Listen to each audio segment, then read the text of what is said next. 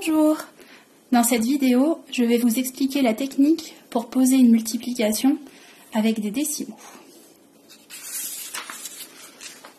Si par exemple vous avez à multiplier un entier avec un décimal, la technique sera exactement la même que pour les autres multiplications. On va poser comme s'il n'y avait pas la virgule et on s'en occupera à la fin. C'est parti! On pose sans s'occuper pour l'instant de la virgule. Et on va résoudre notre multiplication comme d'habitude.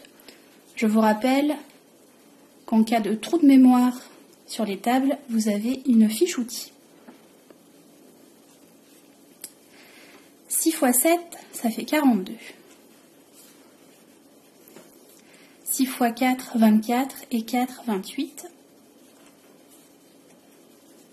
6 x 1, ça fait 6. 6 plus 2, ça fait 8. On a terminé pour notre premier chiffre. On va passer au deuxième. On va décaler d'un 0. Parce que pour passer des dixièmes aux unités, on multiplie par 10. 3 x 7, 21. 3 x 4, 12. 12 plus 2, 14. 3 x 1, 3. 3 plus 1, ça fait 4.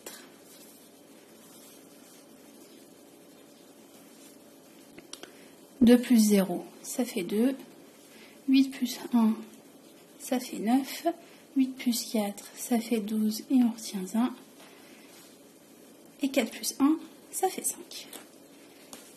C'est maintenant qu'on s'occupe de la virgule. Dans votre opération au départ, il y avait un seul chiffre après la virgule. Donc, dans votre résultat, il y aura un seul chiffre après la virgule. Et le résultat sera donc 529,2.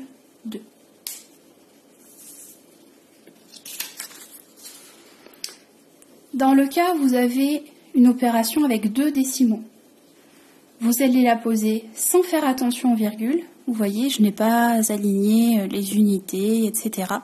J'ai posé, j'ai décalé d'un 0 quand j'ai multiplié par le 5, de 2 0 quand j'ai multiplié par le 2.